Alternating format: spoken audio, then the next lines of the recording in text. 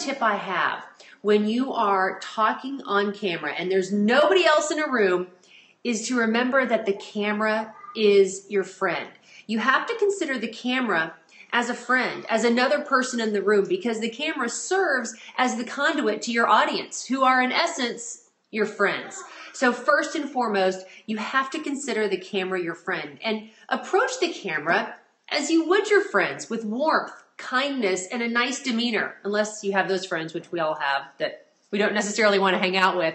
But approach the camera as somebody you want to connect with, somebody you want to engage, and that will influence your entire presentation. Approaching the camera as a friend, not an enemy. There's no reason to fear the camera. It's easy. No reason to fear it. See, there's my daughter Jordan on there. Kind of cute, huh? No reason to fear the camera whatsoever. Approach it as a friend, and your entire demeanor surrounding your broadcast will change, and it will look differently as well. You'll think of it as a friend. Secondly, remember that you're the authority. When people listen to you, whether it be in a webinar, in a media interview, in a live stream Periscope broadcast like this, remember, you're the authority, and people are coming to connect with you and gain from you. Gain your expertise and learn from you what it is you have to offer. It's really quite simple. People aren't really trying to nitpick you or tear you apart. Now, I'm not going to lie. There are some haters out there, as people like to say, haters going to hate, and that's going to happen. I mean, I could show you stacks of email and phone calls I've gotten over the years working on television, criticizing my appearance, my delivery, my presentation. To that, I say, if it's constructive criticism, take it, process it, learn from it, and move on. If it's hate, just let it roll off your back, because there are always going to be people who will be there to criticize you. But remember, when you're delivering a presentation in a video capacity, whether, again, it's on television, on a webinar, which so many people are using to grow their business right now, or on a live stream like Periscope, which I'm absolutely in love with. It's been a huge boost to my business. Remember, you're the authority, and people are coming to get that information from you. They're not trying to pick you apart. They're trying to learn from you. So when you approach something with that in mind, it really does sort of lessen the intimidation factor when it comes to your audience. They're trying to benefit from you, not break you down. And what you have to offer really is a benefit. So keep that in mind as well. Also, when you're on camera, I see so many people who just get stiff and fearful of looking a certain way. They keep their hands like this, or they're worried about where they place things or how they look at things. Remember to be natural. Again, you've approached the camera as a friend. You're thinking of the camera as a friend. So talk to the camera like when you're looking at a camera and when you are delivering a presentation on camera, don't be afraid to look down, to look at your notes, but remain focused on the camera, which for me is right here. Don't look at yourself in the monitor. You see, I'm looking at myself at the monitor right now, and I'm not connecting with the camera. I see so many people in webinars and videos and live streaming broadcasts like Periscope, they're looking down at themselves at the camera. So when you're talking on camera and delivering a presentation, webinar, live stream, focus on the camera. Don't be afraid to look at your notes. And as Periscope goes, we know that these Periscope comments just go, go, go, go, go.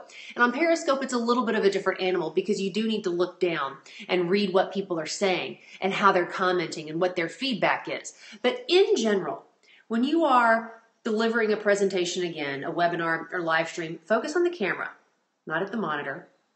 But don't be afraid to look down at your notes. I have my notes right here, which I'm going to get into, how to script a show and how to format a show. I have my notes right here. I can simply look over at my notes and look right back over at you right here at the camera. It really does lend to a more natural conversation because think about it. When you're talking to your friends, you're not looking at them the entire time, are you? You're kind of looking around, looking over there, hanging out. Don't be afraid to look around a little bit, but keep the majority of your gaze right here on the camera. Now, here's a tip before you go on the air. There are certain things that you need to do, whether you are going in for a media interview, say you're a guest on a local news talk show, or you're getting ready for that big hour-long webinar, or you're gearing up for a live stream. Don't go on the air hungry, but don't go on the air with a full belly. This serves two purposes. First, you don't want to have your stomach grumbling on the air. That's happened to me before. I've been on the air, on television, on broadcast television in both Dallas and Los Angeles, and I've been starving, and you could hear my stomach grumbling on the air. So have a little snack if you're hungry. Have something like some nuts or some fruit or some vegetables if they don't tend to cause you gas. A protein bar can really be helpful as well. Don't go on the air hungry, but don't go on the air too full at the same time. When I worked in Knoxville and in Guam, I was close to 200 pounds. I was fat, and I went on the air full probably 75 to 85% of the time. And frankly, going on the air with a food full of food interferes with your digestion, which in turn interferes with your breathing. You could easily lose your breath on the air if all your energy is focused on trying to digest what is in your stomach. It can also make you burp. I'm not gonna lie, I might have burped once or twice on television before in the past because I'd eaten too much. I'd eaten something like a crisp sandwich from Jack in the Box. I'm telling you, I did weekend morning sports in Knoxville. I was fat, I was overtired, I never slept. I lived on really bad food, caffeine and sugar, and it wasn't a healthy situation. But I went on the air, overstuffed a lot, and I burped more than once. So don't go on the air hungry, but don't go on the air full. When it comes to beverages, water and tea are the way to go. And I would, if you're a hot tea person, make it lukewarm because you don't want to burn your tongue if you're drinking something. I always drink water. Water or tea is really my way to go when I'm going on for a broadcast. I always have water. In fact, during commercial breaks or during VOSOTs. Thank you, Emily. I appreciate it. You can go to GinaMillerMedia.com/Periscope downloads to download this entire checklist of tips that I'm mentioning here over the course of this Periscope broadcast. And please share it if you like. Please share it with your friends and colleagues. But always have some water by your side because you don't want to get parched. And if you get parched, I'm going to upload this to my YouTube channel, Emily. I'm going to keep it on YouTube, and I will save the repeat button as well. I sure will. But always keep some water with you because if you don't have water and you get parched, you will cough on the air, you'll have some fit, you'll have some meltdown, and it won't be pretty. See, always try to drink. Now, if you're doing a live stream like this or you're doing a webinar, just for presentation's sake, I would suggest drinking off camera. If you can't do that, don't worry about it. No one's going to hate. They know you have to have something to drink. What I suggest you don't drink are milky beverages or carbonated beverages. This includes sodas, Cokes, Diet Cokes, sparkling waters, things of that nature. The carbonation, again, will force you to burp. Trust me when I say this, because when you're broadcasting, you're talking at a more, not rapid pace, but you're talking more often than you probably do. And there's a lot going on. And if you're drinking a carbonated, bubbly beverage, it's very likely that those bubbles and that carbonation could get stuck in your throat and cause you to burp or cause a tickle in your throat in some form or fashion. Again, flat water, and trust me, I love Pellegrino more than the next person. Flat water, lukewarm tea, or some other beverage of that nature. No sodas and no carbonated beverages and no really hot coffees or teas or anything of that nature, or hot chocolate. No milky beverages either. Do one final hair, makeup, and teeth check before you go on the air. If you're working in a studio in a market other than New York or Los Angeles, no one's going to be in the studio and tell you that your hair is going like this. I've been on the air, on television, and I've had a big piece of hair stuck out there just like that, and nobody says anything. And it's not because, now I'm looking in the monitor here to try and rein this hair back in. It's not because people want you to fail. That's not it. It's because these floor directors and these camera operators, they're slamming busy. They're trying to figure out which cameras are going to be punched up next, which direction you need to look, what the next segment is. They're too busy to tell you what your hair and makeup look like. I've been on the air with lipstick in my teeth. You always have to take a second glance right before you go on the air just to make sure everything is smooth and settled. Again, if you're doing a Periscope, you know, the lighting and the camera quality may not be as sharp, but you still want to do one final check because you just don't want that food or lipstick on your teeth. And guys, You are not alone. You don't want a shiny face or hair going all over the place. I have 10 tips for men who are going on camera on my page, Periscope Downloads, on GinaMillerMedia.com. Just go to GinaMillerMedia.com/Periscope Downloads for information. Now, when it comes to your actual presentation and what it is you're going to discuss, my number one tip, and I see so many people who are just starting out in the broadcasting and live streaming game, my number one tip is not to memorize or write word for word what it is you're going to say. Instead, use bullet points and know your material. Chances are you're going to know what you're talking about. You don't need to script out word for word what it is you're going to discuss. Instead, create an outline of points that you want to hit during the course of your broadcasts. 3, 4, 5, I've got 10 secrets, if you will, during this Periscope.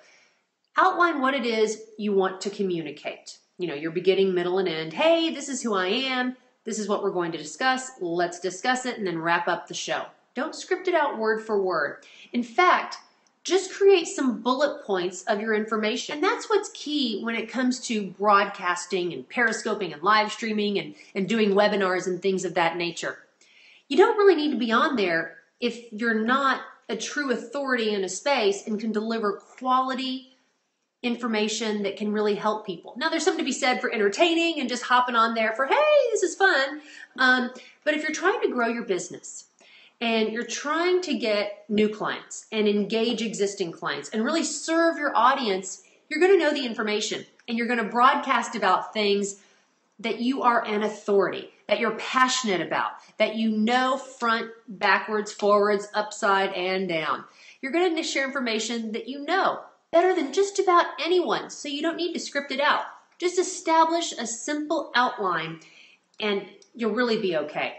Now, when it comes to scripting out things word for word, if you're recording a video, say some sort of a promotional video or a commercial or something along those lines, and you have a teleprompter. I don't have a teleprompter here, but you can get a teleprompter for your iPad and you can get a teleprompter for your iPhone now.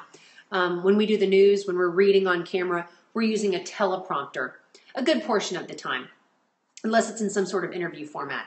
If you're using a teleprompter, you do want to script out everything word for word. When I hosted Sports Central for CBS LA or the Fan Sports Show on TXA 21, I would have it scripted in the teleprompter. Hey there, welcome to the Saturday 7 edition of Sports Central in Los Angeles. I wouldn't say Los Angeles, but I would say, hey, welcome to the Saturday 7 of Sports Central. I am Gina Miller, blah, blah, blah, blah, blah. I'd tease what's coming up and then get into the show. If you're reading a teleprompter, script it all out. If you're ad-libbing like I am right now, just use bullet points and know your material. You're going to screw up. Lord knows I've had a number of screw-ups over the course of this broadcast. But don't be afraid to do that. It humanizes you and shows that you are definitely one of your audience. Again, use your bullet points and simply, this is my last tip, simply talk. Just talk to your audience. I mean, I don't feel like I'm broadcasting to a camera. I feel like I'm talking to those of you who are watching right now. That's the thing. Don't try to sound like a television anchor or a reporter and have that anchor voice or that reporter voice. Just talk like you normally would. And, you know, getting comfortable on camera and talking to the camera like a friend definitely takes practice. And it definitely is something that if you want to become fluent in, if you will, just practice. You have the ability to do that with your iPhone. You know, set your iPhone up on some sort of a tripod or just hold it and just start talking on camera.